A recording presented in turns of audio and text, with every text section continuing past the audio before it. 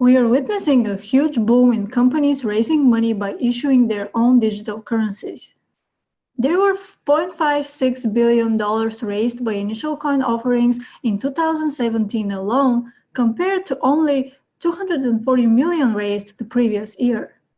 This year, projects raised over $1 billion already by the end of February. We also saw the first national ICO launched by Venezuela and raising $735 million on the very first day. And the beauty of all is that these investment rounds are still open to the public to take part in. Before you dive in though, there are some important things to consider, and we are going to discuss just that today with our next guests.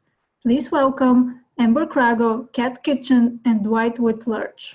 So hello everyone, hi Kat, Amber, Dwight, thank you very much for being here and for taking part in the Online Crypto Summit. Thank you. No, thank you, it's a pleasure. So could you share briefly, each of you, what your background is and how are you currently involved in the industry? I'm an international cryptocurrency broker. I also have a private digital asset fund called Avenir, and my background is a financial advisor. I was a financial advisor for 3 Fortune 100 companies in the US for 6 years. I got into cryptocurrency on accident and started making a lot of money and kind of quit my job and been doing it ever since. Amber, what about you? It's a tough one to follow up. So I'm also an international broker, and I also manage a private digital asset fund. Venture Collective LLC is my business. I'm kind of new to the space. I've been involved formally for about 1.5 years, and learning about it for the past 2 years. A dear friend of mine was Hawaii's leading expert in blockchain technology and got me interested, which is how I met Dwight and Kat. So it's just an exciting space to be in. Well, welcome back, Kat. And yes, sure. Could you please briefly tell us about your background as well and how you got involved into the industry? I have a background in business and marketing, and ever since college, I started, dabbling and working with tech companies. I always was curious about connecting with more of the world. And then through friends, they started talking about this innovative technology called blockchain and digital assets probably in about 2014. And I just left college, so it was a year, about 6 months out of college, and learning about this during that time was really interesting, being that, it wasn't really something everyone was making money from. It was just like this interesting, technology. And so I fully couldn't commit at the time, but now it's, it's finding the solid footing that, we, all of us have been able to sort of find a place for. Yeah, keep growing. So. Yeah, it just grew exponentially. Like, being able to support yourself from it was a by proxy thing. Learning with my friends and about this and what it's capable of was how it started. Yeah. Yeah, well, that's definitely a good starting point, and this is the whole point of this format as well, educating people and bring them aware of the possibilities of the space and giving them ways to get involved.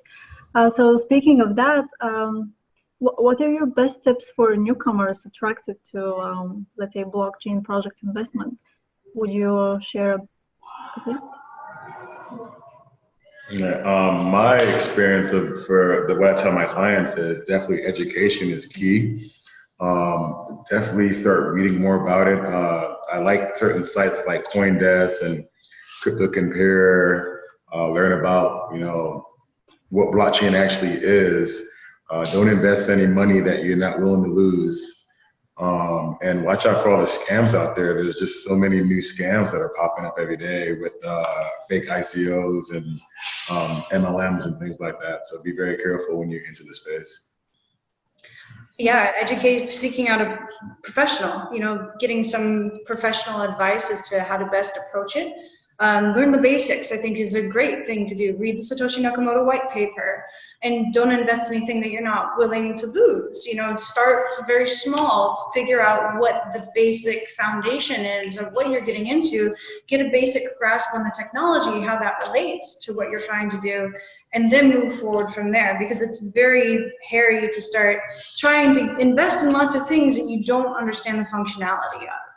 So that can, you know, put you into dangerous territory. I think also specifically, if you're interested in getting into the blockchain space in an investment sense, learn security protocol. That is very important. You hear so many really bad stories from people. Oh, I sent it to the wrong address and goodbye $50,000, and that happens, and it can happen really easily. And especially in this technology where you are essentially your own bank, it comes with lots of privileges, but with those privileges are intrinsic responsibilities. And so nobody can dig you out of that if you get caught in a bind. Yeah, that's very important indeed. So Kat, would you add anything to that? For me, you know, when I talk to newcomers or people who are just starting to learn about the space, I'm like, learn about and look at the bigger picture. Yes, lots of money, lots of people are making lots of money from it. And yes, it's super hot, but what is the bigger implications that it has for global finance and economics? Because that is what it'll keep you to continue to educate yourself about this. And if you're looking at specific projects to invest in, contemplate if the project is, or the space is ready for a project like this.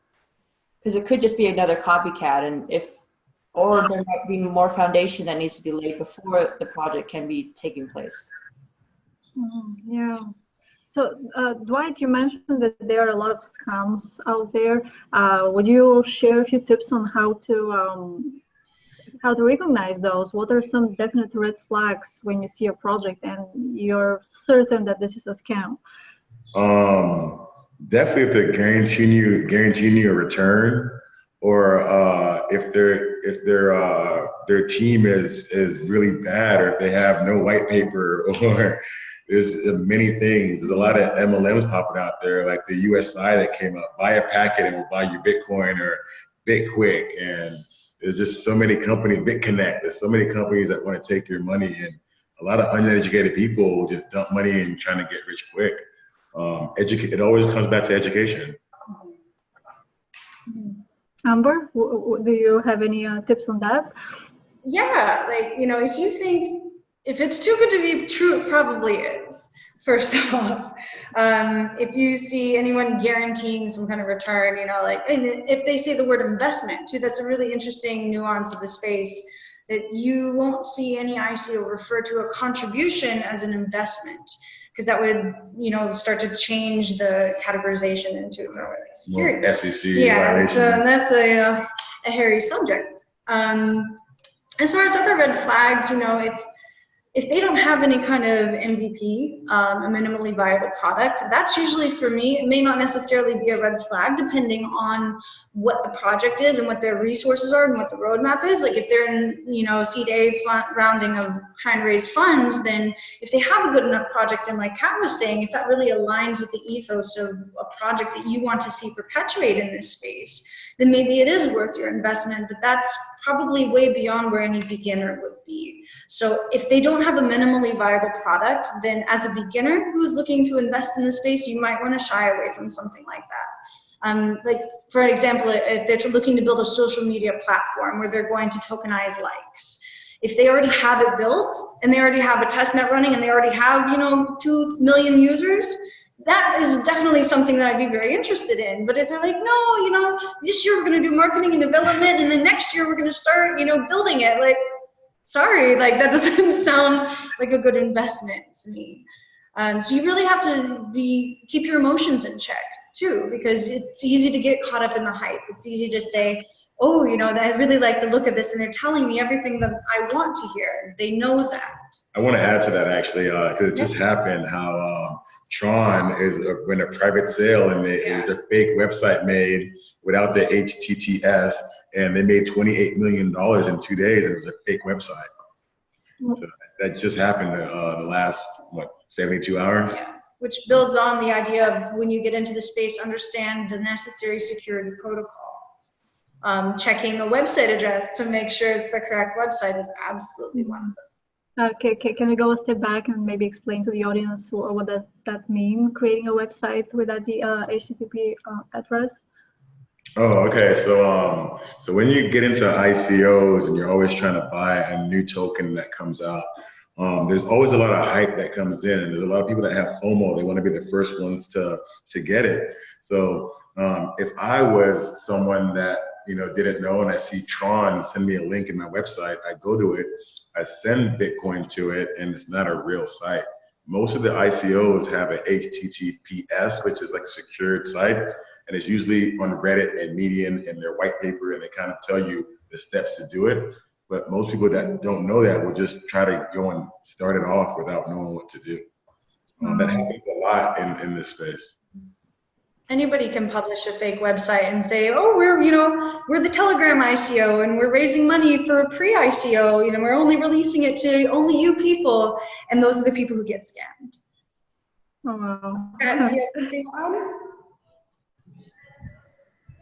Pardon? You have anything to add about fake things or things to look out for? Oh yeah, I mean, jumping off of that, like evaluating a website can tell you a lot. Like, there's a lot of bad websites out there, and if they're not going to be investing in like their online presence in the website and what they're presenting to the world, they probably aren't going to be distributing their funds all that well, or they're just trying to make some money. Yeah. Then like it's just looking out for things that are just business as usual, where they are really just going to centralize all your token, all your investment, and where it's not going to be distributed and not going to be partaking in an innovative technology, which there's more and more of that popping up, which can be harder to see, but it usually does fall into like sort of MLM sounding, like marketing terms, like using the word coin a lot and not really talking about the technology, more so talking about just how you can. Or the use case also, because I stumbled across a lot of projects, they don't even have a use case. They just, I was invited to a project that their main point was, we are creating a limited amount of coins and we have a network of 1 million people ready to use it, so the price will go up. They're like, okay, thank you. What I see a lot of too is like the next Bitcoin, the next Ethereum, buy now. And then I go reading their white paper, and what I see is a very good presentation of what Dash is, because turned out they just copied the Dash open source code, and they didn't even change anything, really. Yeah. So yeah, this is crazy. All right, so can you talk a bit about token sales models, and is this important when making an evaluation of a project? When you say token sale models, are you talking about like an ICO? And the way that you're conducting an ICO? As opposed to not conducting an ICO? Because there's many projects that also don't have an ICO and they do very well. So maybe we can start from there and talk about the different approaches to fundraising the space. I think that there's a quick way to raise funds, and then there's a slow way to raise funds. Like, you see a lot of projects now that are questioning whether they want to launch an ICO at all. I think that the nature of marketing on it, the idea of decentralization, has gained so much hype that people have a lot more access to capital than they wouldn't have otherwise had. So they have the opportunity to get pre-ICO fundraising done to the point where they don't need to do an ICO. For example, right now we're seeing Telegram is raising 1.5 billion. I think they raised $500 million more than they had expected to. And at this point, they're trying, they might not even hold the ICO. If they do hold the ICO, it's only going to be for accredited investors. It's only going to be if you invest X amount or more. So one thing that you might want to keep in consideration, people who launch an ICO that doesn't exclude, smaller investors, regular people from the opportunity of investing, is something that I like. In traditional finance with IPOs, you don't have that opportunity. Just any guy off the street. You have to be an accredited investor. You have to have certain qualifications to do that. So given the level of your education and how relevant that is to your comfortability in investing. Looking at projects that allow you the opportunity can be a really good thing to look at. I like equality in that sense.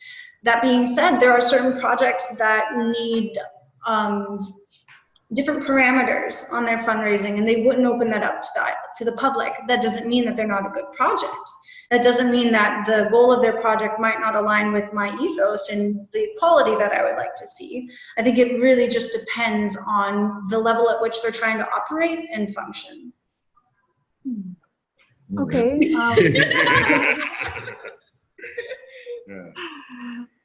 Dwight, do you have anything to add to that? Break down what an accredited investor is for a lot of people that don't know that too. Well, in America, you have to have $1 million liquid. You have to have a house that's paid off in full. You need to have some type of broker account to have access to it, which that excludes about 90% of the population. So most people can't even get into a regular legacy financial IPO. And ICO now, a lot of them are doing private sales. You know, for me personally and my company, we love to get into a private sale or pre-ICO that's not even listed yet and try to get a bonus structure added to it. That is definitely for more sophisticated people. But I like the ones that come out and are, you know, that are less than $1 and that give you some type of bounty or some type of bonus if you buy early. Those are the ones that I like going. Usually payment systems, infrastructure, and finance is what I like looking at. But there's so many now that come out every day. You never know what's real, what's fake. So you definitely have to do your research. So speaking of their monetary policies, is it important for the ICO to have a hard cap on their sale? Is this something that, let's say, for you is required when looking for an investment opportunity? I would say yeah, but it's changing. The whole Telegram is changing the whole world of it. I mean, they literally had 22 investors that gave them $1.5 billion, and that's probably all institutional money. And it's crazy how the future is coming in, because what people don't like to talk about is that there's a lot of big entities coming in. You have countries buying. You have, you know, major Fortune 100 companies coming in. You have the global economy coming in now, and we're not gonna have access to this maybe in another year or so. So I think this might be a small window for average people to get into. And in America, half the ICOs I like, you can't even get into without with being a citizen of the United States. So it's getting really regulated here already. Yeah. So what does it mean to burn unused tokens after the sale, and how does that affect the token economy? Kat, you want to take this one? Yeah, I mean, it's for a lot of us, or investors, it's been pretty good for the token economy. Token burning means the balance of tokens out of the total number of tokens which were not distributed through like an ICO, an airdrop, or maybe a bounty, that the circulating supply in the market, the ones that are available aren't pushed into the market. The ones that are, the balance that is there, they're burned. They're essentially sent to a bunk address. So they're destroyed forever? Yeah, so they're not usable. So they're sent to an address with no known private key, so no one has access to it. Mm-hmm. So why do they do that? What's the this helps increase the value of the token itself. So the more tokens there, the less valuable they are. I think they do it for trust. If they don't sell it, everyone knows it goes back internally. So to make it fair and to make everyone have an equal share, they burn off the rest of them. So yeah. Otherwise, it's like, okay, all the public gets this many. We're just going to keep these. We'll keep the extra 3 million that we didn't sell at $1.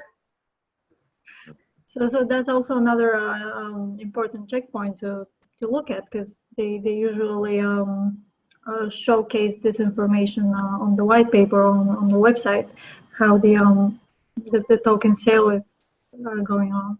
Mm-hmm. Cool. So how about evaluating the token functionality in the project? I noticed that a lot of ICOs, they don't even have a use case for blockchain and tokens. So how do you go about that?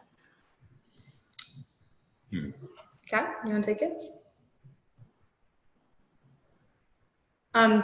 So I look at if there's a project out there that's already doing it, if there's already a token that fits what you're trying to do. Michael Turpin says an amazing line. He's like, the last thing we need is another shit token.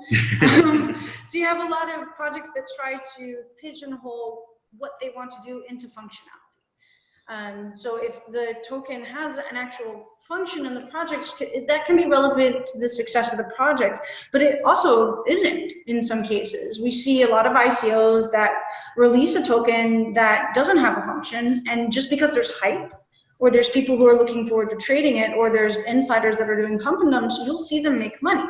So when you talk about the success of a project, you almost have to separate how do you define success? Do you define success by the project making money, and by making money, who is it making for? Is it making money for people who invested in the ICO, and at what point do they get in? Or is it making money for people who are trading the tokens?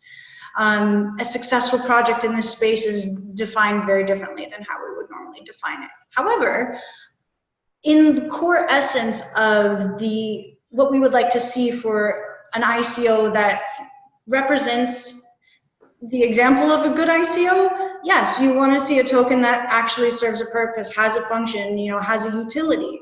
So a lot of times, if you have a token that is, let's say you have a social media platform and you're getting paid for all of your likes. So if you have a lot of people who are chatting with each other and using the app, but they're not using the likes, then the token, the functionality isn't going to be contingent on the success of the program, or vice versa. Now, if you have, let's say like gas and Neo, like you need one and the other for it to function. So if you have a utility token that is intrinsic to the functionality of a project, of an application, then that's going to make a more successful application by nature of how it incorporates into the functionality. Yeah, that makes sense.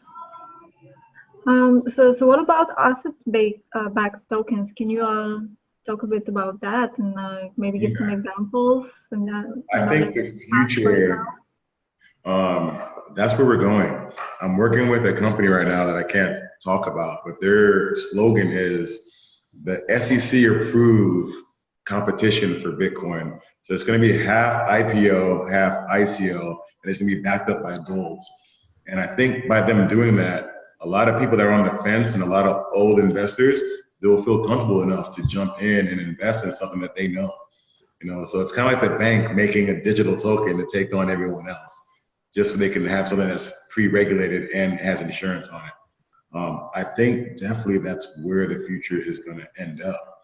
And I don't totally believe in anarchy. It's needed sometimes, and I don't totally believe in overregulation, but somewhere in the middle is really good.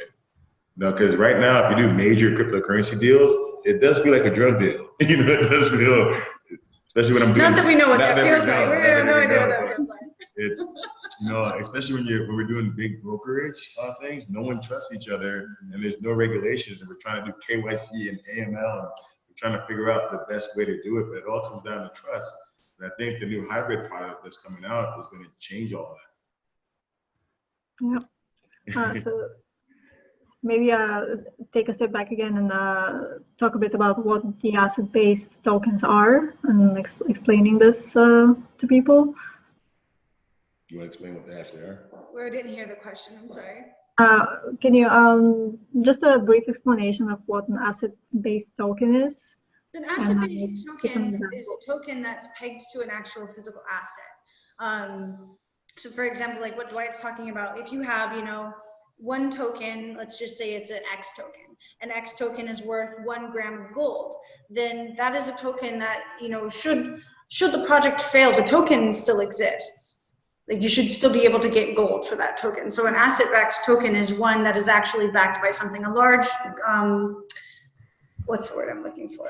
It has a tangible value. Yeah. So just like the old US dollar used to be backed up by gold. So regardless where you go in that world, you can get that 1 gram of gold for that dollar, regardless the value of the dollar that day. So it gives people more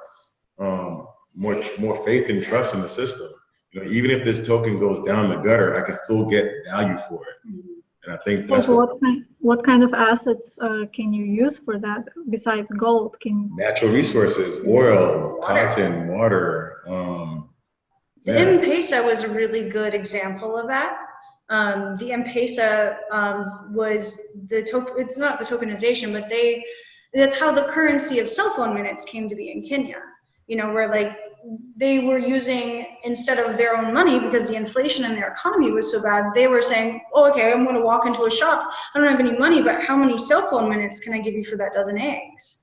And so suddenly you see utility being a currency and being that medium of exchange.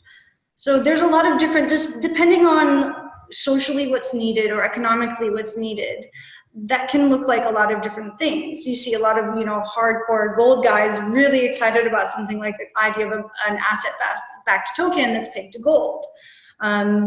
It might not be that way in other places. It really just depends on what your audience is. And like Kat was saying, like, is the market ready for something like that? Cool.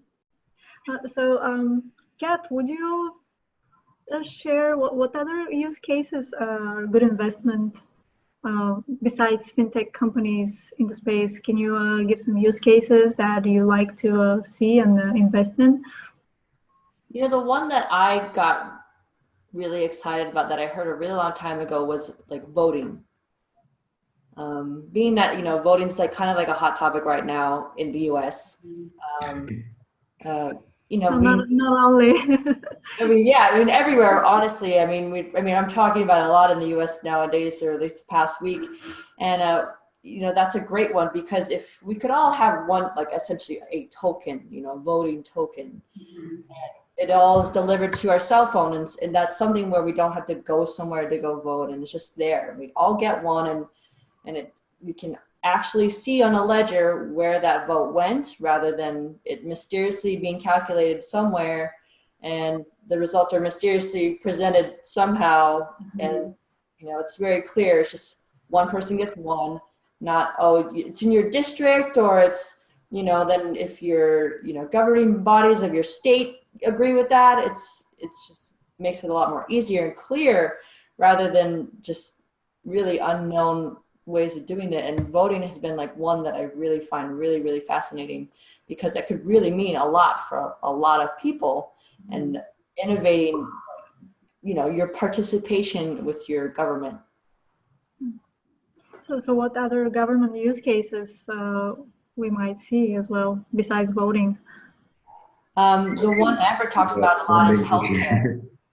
About what? I'm sorry. Is healthcare. Okay, healthcare, yeah. Yeah. You want to talk about that, Amber? Oh, yeah. You know, the difference of government healthcare versus private healthcare, especially in America, is a big conversation. And I worked for many years in the health and wellness profession industry. I was a posture realignment therapist, still do that. That's kind of like the purpose of my work. So one thing that I'm very familiar with is healthcare records. It is very hard to have a continuity between different establishments that handle healthcare records. And something that we've seen a lot in the blockchain space is how can we utilize blockchain in the public ledger to streamline a lot of these services so that it's transparent but safe. So I've seen a lot of different companies emerging that want to do this, want to achieve this for the healthcare industry, and I haven't invested in any of them yet. Until recently, I saw one at Token Fest in San Francisco. Dwight and I were attending just 2 weeks ago. Yeah. And I finally saw one that was HIPAA compliant. So in America, like, it has to be HIPAA compliant for it to be official. So that's a key turning point in that industry, in the ability to apply blockchain to something like that.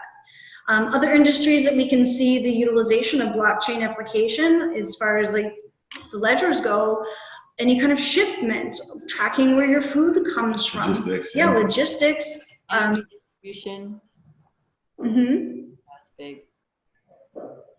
Even down to how we distribute welfare checks, Social Security. I would love to see blockchain be utilized to, you know, show what government spending is happening. Oh yeah, me too. It'd be great for you to to be able to have your taxes. Power in your taxes and be able to control where your taxes actually go to. I want this to be spent on a school. Tax token.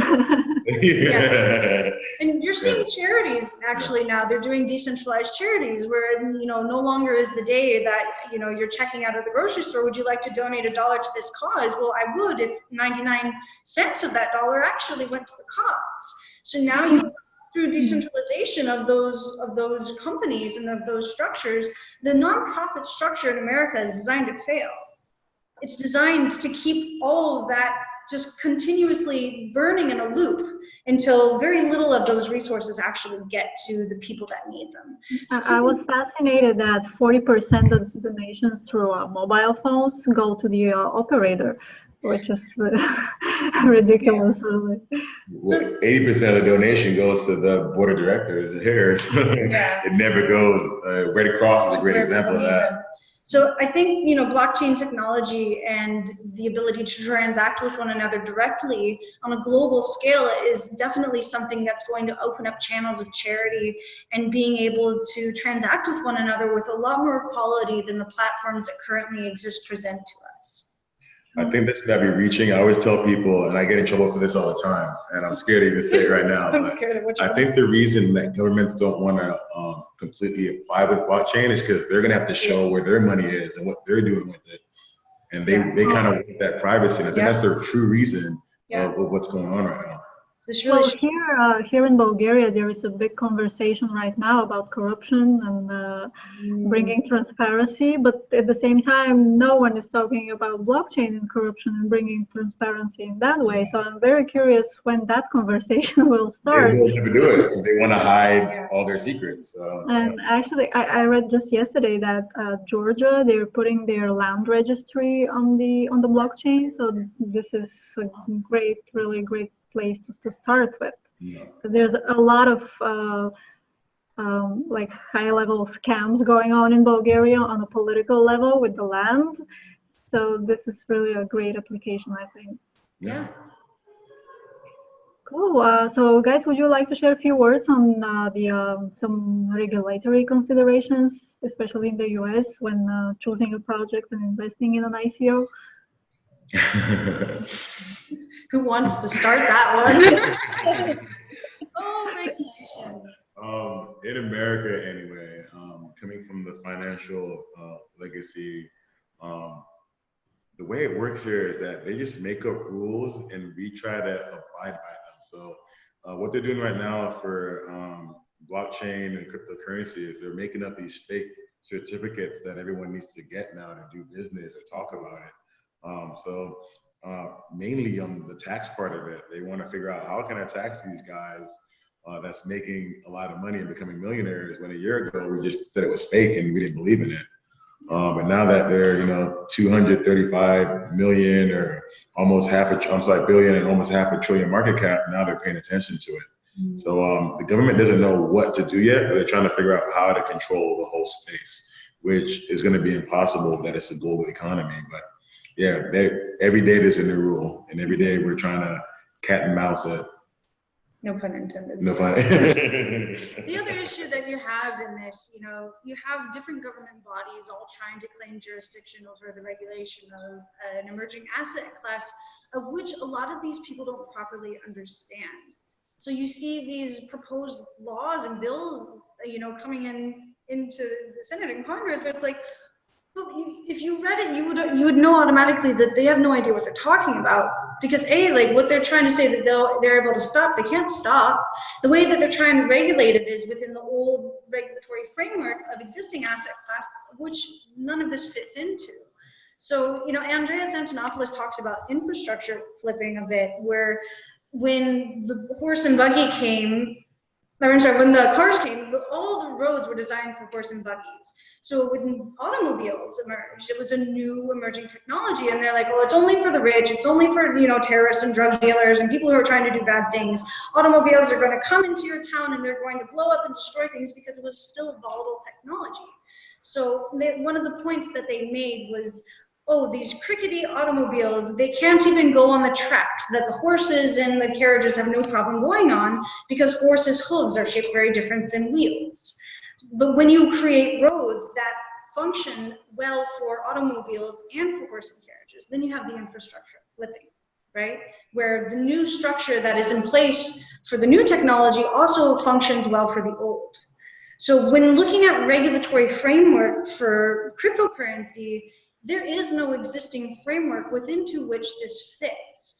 So there needs to be, you know, like Kat and White are saying, a mass education of people on a very basic level and then on a more technical level as to how to create a regulatory framework that can serve as a foundation for this, but that doesn't cap our potential for growth. That's another thing that they saw in the emerging automobile industry in Europe was they did a flag law that, you know, X amount of feet in front of an automobile, a person had to run with a red flag, claiming and yelling that an automobile is coming to blow up and destroy your homes, which effectively limited the automobile's speed, right? Because if an automobile is coming and in front of it is a person who's running, then the automobile is limited to the speed of the running person. So what that did was that put Europe in the back of the race as far as the automotive industry. So if in the USA and even globally, if you make ICOs illegal, if you keep your citizens from transacting with other people on the global market, you are effectively setting your position in line at the end. And so that's something that, you know, aside from trying to control people who are making money, like that's the government, we get that.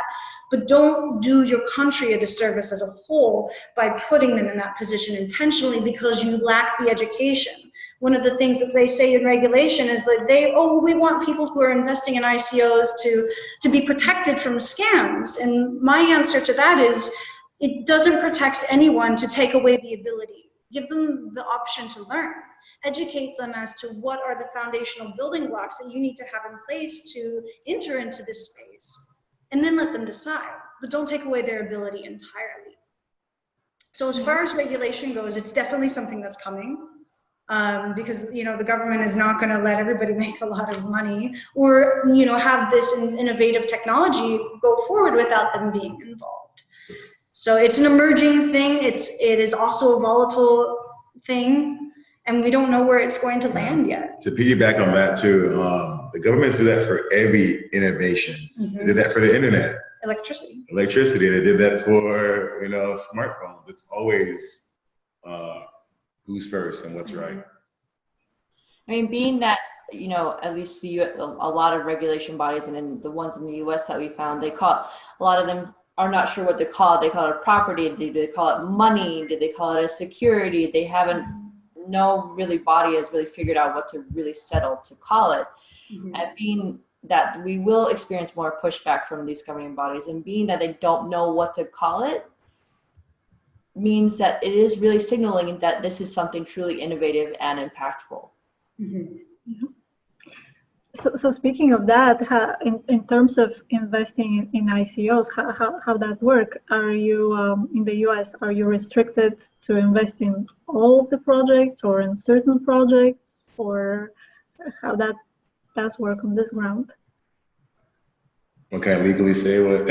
Okay, we're smarter than a lot of people that are trying to regulate it. And for me, I ended up activating my dual citizenship. I'm a British citizen as well.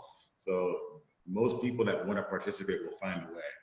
You know, you'll have a friend that lives somewhere else that isn't an accredited investor. You'll find something, or you'll move somewhere and open up a bank account and do, like, if you want something bad enough when it comes to the ICO market, you'll find a way to get it. And that's pretty much what's happening in the US right now. They're making us not keep our money here. They're making us get dual citizenships everywhere else. And I can only speak for myself, but a lot of my investors are going that route where if someone was born somewhere else or have family somewhere else, we're getting that citizenship as well so we can participate. And most of our money is not coming back to the US. Yeah, it's definitely been a lot more challenging for us US. Sorry, go ahead. I'm just saying it's definitely been growing and growing to be more challenging to invest as a US citizen. We've been definitely, they don't want us for a lot of these and understandably so, because the US has been really like trying to create more regulation and making it more challenging. Yeah. Yeah. Until the USA really defines the regulatory framework and parameters of how to approach cryptocurrency as an asset class or digital assets, I think, and this is what I've seen in talking to a lot of the CEOs that are launching ICOs, and specifically ones that are projects that I believe in, that I want to participate in, not because I necessarily think it's going to make me a lot of money, but because it's a project that is necessary for the perpetuation of the evolution of the space, or socially. That there's a great potential for change that is suddenly possible that wasn't possible before with the removing of those borders. They don't want to dabble with murky water as, for US investors, because it's okay, well, if USA suddenly decides to regulate Bitcoin as a security or any cryptocurrency as a security, and you have invested that cryptocurrency into an ICO, suddenly the people who are running the ICO have to look at your contribution and see how accountable do they want to be for that. I really saw that in the ICO Kasha, which is a phenomenal project that I heavily believe in. And they were not taking they had to be an accredited investor in the USA. Because they don't want to muddy their water trying to deal with uncertain regulatory framework that will change in the future, and that has continued to change. Mm-hmm. So the sad thing is like, as an investor, you sit back and you watch a lot of great projects go by. The FOMO is real. You want to, it's not about, like, oh, I'm missing out. It's like, I want to be a part. I want to say about 65% of the ICOs that I love, mm-hmm. If I was just a U.S. citizen, I couldn't participate in. Yeah. Wow. That's a real restriction. Yeah. So. Okay. Well, as we're coming to a close, let me shift the topic a little bit and talk about women in blockchain. What is that all about? I see a lot of calls for more women in the blockchain space. So can you share your thoughts on that? Why do we need more women in blockchain? We love it. I mean, when I first started, like anything financial, it was like 95% men. Mm-hmm. And when I'm going to all these, token fests and things like that, I go to Amber sometimes, and people are shocked to see that there's a woman that knows more than they do. And a lot of times they end up talking directly to me, and she knows way more than me in the space. And well, she used to anyway. But I love it, and I think it's needed. And I think it's a way for people, especially women around the world, that might not be as free as other places. This is a way in for true freedom. Yeah. Amber, Kat, would you like to add anything to that?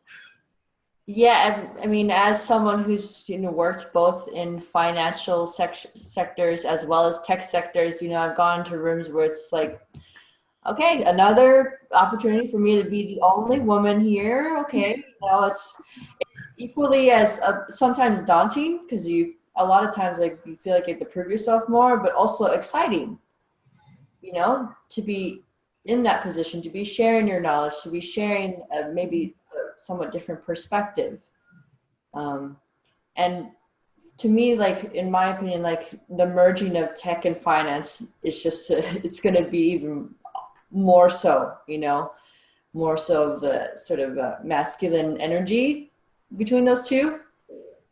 But being that this is a new innovative technology that is encouraging for lots and lots of different types of people all over the world to participate, is making it more opportunity for women to be involved. And there's lots of women doing really, really, really, really awesome, great things in this space. And I think encouraging that, as well as, they are being inspiring towards that. Like what Laura Shin, she has her podcast. She's probably like the best podcast around, or most popular podcast around about the blockchain. And I listen to it all the time. And, she really emphasizes different projects that these women are doing. And I think we're seeing that and witnessing innovation along with the technology in social stances. And to me, that's super exciting. And, everyone, like, what is the term everyone likes to use? Crypto bros. I think that's just the merging of tech and finance, and everyone, you know, you encounter those guys a lot, and Yeah. it's funny, but it's happening. It's happening as this space is growing. The social, I guess, normatives are growing with it. Mm-hmm. And Kat's doing a lot of work actually to help liberate women who have otherwise not had a chance to get financial footing in their lives. I think that we as women have a great opportunity with this technology to have equality, which is something that women have fought for a long time and is a very heated subject in a lot of different places.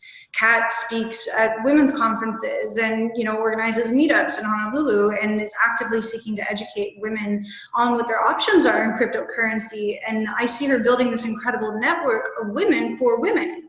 And so that's something that's really amazing and beautiful to be able to be a part of. With, you know, this new emerging technology, like, yeah, you have the crypto bros and you have two different industries that are for the most part dominated by men. When I go to conferences and I walk up to a table to talk with the CEO or anybody in the team about what the investment options are for me or my team, a lot of times people think I'm a promo model, which gets old after a little while. And you have to really kind of learn to navigate that situation over and over again with grace, because if you don't, then suddenly you represent women in a way that fulfills a stereotype. So it's very difficult to navigate that because there are lots of existing stereotypes about women in finance and tech. And I think I'm not sure what the exact numbers are, but I think it's about 4% of investors in blockchain space are women. And that's something that is just really appalling, be it from the lack of confidence that one might have in oneself or the support from the community to actually be heard as a woman. There are a lot of implications and opportunities, you know, that are all across the globe with this technology, that it is a technology that gives us the ability to transact our intrinsic human value with one another without discrimination of race, sex, religion, anything, the color of your skin. The computer can't see you, it does, or it can, but, you know, with your public address, you don't know who's behind that. And so with that being said, the same opportunity is emerging for women that is emerging for anybody in an impoverished situation in the world with this technology. And I think, you know, like Kat was saying, like, decide what about the technology applies to you spiritually or in a sense of purpose and meaning, because that will be what drives, like she said, what drives your educational force forward. So to kind of conclude on that, you know, the more women that we can see becoming fluent and even just experimenting in this space is momentum, and it's beautiful. And I think that the more that we come up to support one another as a community and don't continue to segregate one another for any reason is going to be important. And that's the perfect analogy for this technology, because that's exactly what it enables. Yeah, thank you for these words. Yeah. All right. And just to close with a few words on how do you see the overall industry development to go by till the end of the year? What are your thoughts on that?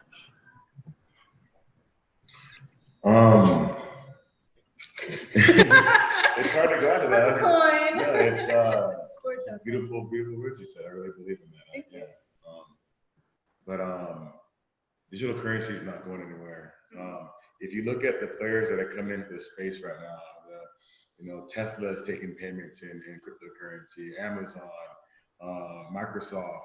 You have really major players coming in, and it's going to change the way we do this industry and who's allowed to play in it. So I think right now is a small window for anyone to get in and be a positive force in it. So to answer that question, there's no limit to what I think is going to take over, the regular legacy of finance. Finance hasn't evolved in a long time. It's been the banking system, the stock system, for so long. This is the first competition that Wall Street or any investment portfolio has had. So it is a true disruptor, and it's needed to innovate. And I think that it's going to take us to the next generation.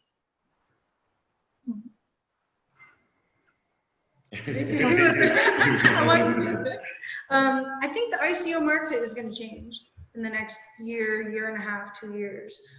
I think that the more people that become involved in this space now, the more the general public has weight in this space. If we see, you know, billions and trillions of institutional money start pouring in, then they have more weight in the cryptocurrency space. And especially when it comes to how regulation is going to evolve, I want to see as many people as I can getting onboarded into this technology in a way that is going to be applicable to how it's going to incorporate into their lives. So in the next few years, a lot of end users might not be necessarily consciously transacting with cryptocurrency or engaging with digital assets. It might just be by proxy of the structure of the technology that they're using changing. So there's a lot of exciting things. Like right now we're in a big market contraction, but that's something that I think a lot of the people who have been in the space for a while kind of knew it was going to happen, especially with the big jump that happened back in December. And what we are seeing is there is no slowing down of companies that are incorporating blockchain technology into their structure and into their systems. So outside of who is making money or who can make money, what improvements can be made because of the technology is something that we see accelerating really quickly. And I think we will continue to hear more and more about the backdoor deals that have been done, and you know, the inner workings behind closed doors that these larger conglomerates are actually utilizing the technology that they're publicly vilifying. And for me, you know, I read somewhere that about 8% of ICOs reach an exchange. That's low. Pretty low for how many ICOs there are. So that means that yes, ICO structure and modeling is definitely going to change. Meaning that we always continue to educate yourself on how an ICO works and how investing works, because this is definitely all changing in real time. And you don't want to be losing money. You don't want to be scammed out. You don't want to be falling for something that you don't believe in. So always continue to educate yourself when you are investing about this, certainly. Yeah, there is going to be more pushback from regulation, but like as Dwight said, it's not going to be going anywhere. And even if the investment part, it's definitely going to maybe face some, you know, things that aren't going to be very comfortable. But the integration of the technology we are going to see is just never, that's definitely never going to stop. Like it is going to be integrated in Amazon. It is going to be integrated in all these bigger companies, even if we don't know it, which is going to be onboarding more and more people. And that's what we really want. We want people participating in this space. So more people, yes, please, let's get more people involved to make this a norm. And for me personally, I want to see it get to a place where it's not just going to be like finance as it is now. You know, being that or people are trying to make money, it just echoes the system of finance that we are trying to have blockchain technology break away from. So understanding if it's starting to become just like normal finance or it's actually becoming something innovative is something we should always be mindful of as well when doing our projects, when investing. At least certainly for myself. That being said, if you're interested in investing, seek out a professional. None of this counts as a professional investment advice. Yeah. All right, cool. Well, thank you guys very much for being here and for this insightful and fun conversation. Thank you. Thank you for putting it together. Yeah. You are one of the women that we talk about that are spearheading that movement for the rest of us. So thank you for doing that hard work and for inviting us to share in that process and journey. Yeah, it's my pleasure and my honor.